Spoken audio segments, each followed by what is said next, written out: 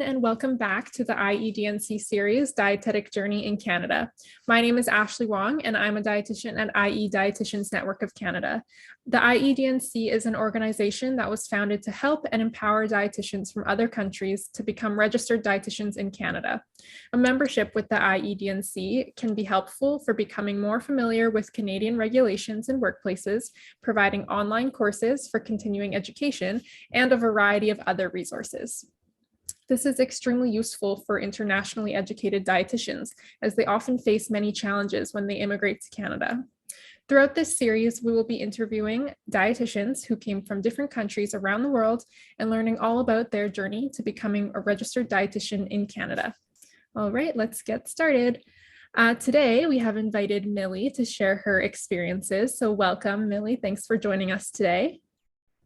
Thank you so much for inviting me to do a part of this series. Of course. So can you introduce yourself and tell us a little bit about yourself, like where you're from and when you came to Canada?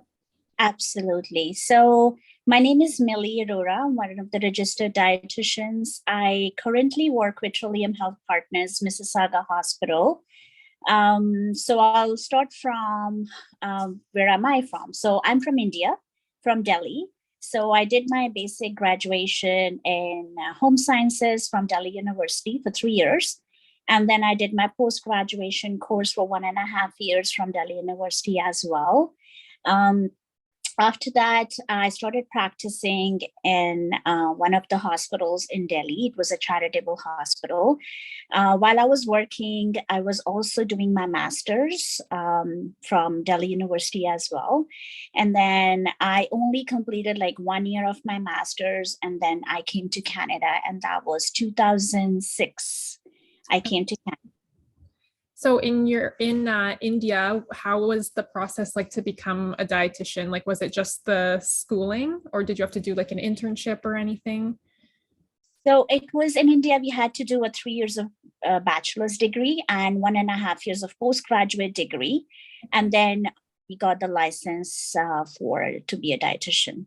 Okay, so there wasn't really like any internship like there is in Canada now? There was. So I did complete an internship program in Escort Heart Institute. It was a very big hospital in India. Okay. And after that, I started working in one of the hospitals. Okay. And so you said you moved to Canada in 2006? Mm-hmm. And how was the process of becoming a dietitian in Canada? Like, did you have to fill out a lot of forms or take any courses, or what was that like? Honestly, it was a lot difficult. Trust me, it was like the basic problem was navigating through the resources, who to connect with, where to get the information from, even though I did some research before coming to Canada. But when I came here, I came to know that I have to send my documents for assessment, and I was approved to go to a university and complete the course. But when I contacted CDO, that's College of Dietitians of Ontario in here, they asked me to submit my transcripts. And in India, we don't call transcripts as transcripts. So they were like, the mark sheets we used to have there, and they wanted the syllabus that covered all the topics. So I was lucky enough to go back in 2007 to India. I went to my universities. I got all the transcripts again because I didn't have those documents on me. Right. I got all the syllabus and whatever courses they covered. I came back here. I registered my portfolio, and oh my gosh, they gave me IDPP course. I was a third cohort in that course. Along with that, they gave me 4 courses on top of that course, an internship. Oh, wow. It was a very difficult and a long journey. So how long of a process did that take to actually become a dietitian here?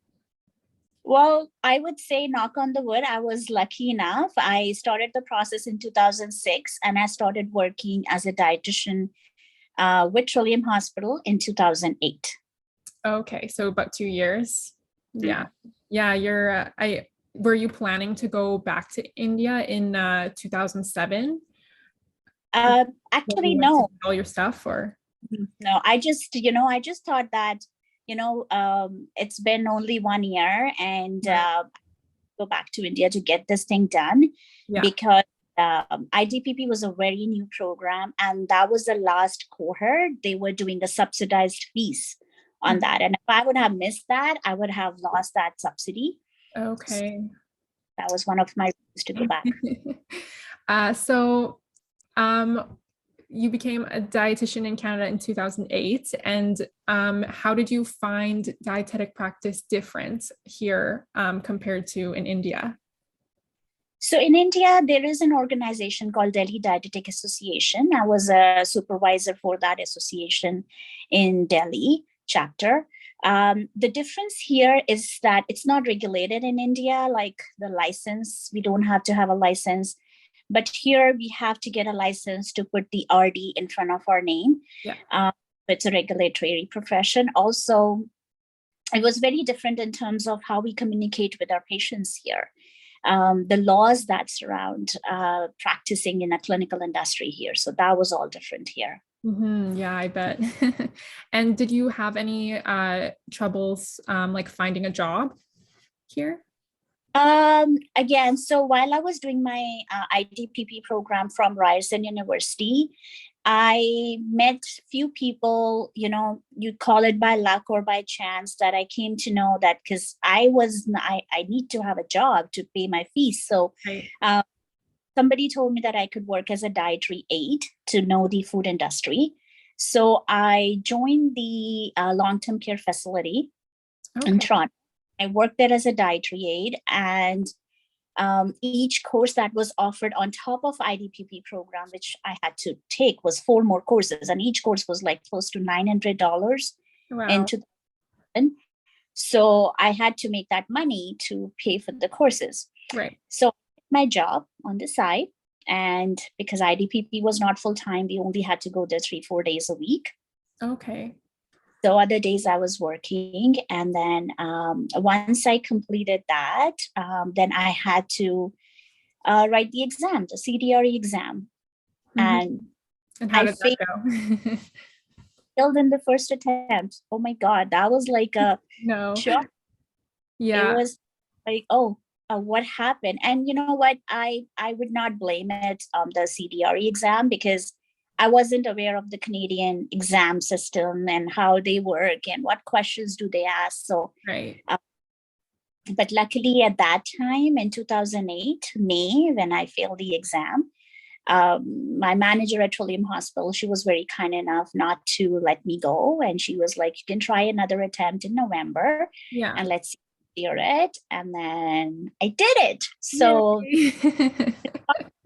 yeah. Is there anything that you did differently the second time to prepare for it? Honestly, the scare factor was low. I was less nervous because I have already prepared for it. So I knew what's coming in. And it was like I went thorough educate, like more into, I knew what to study for, what topics, and the way they ask questions in CDRE. So yeah. Okay, well, I'm glad you passed on your second try. Is there anything you would have done differently? In terms of, in terms of like preparing for the CDRE, like, would you have done anything differently? Well, if I would have known any resources like Nutrition Wise Now is offering about how to prepare for the exam, which we have to cover, the process, the criteria, and everything like that, I think that would have helped me at that time.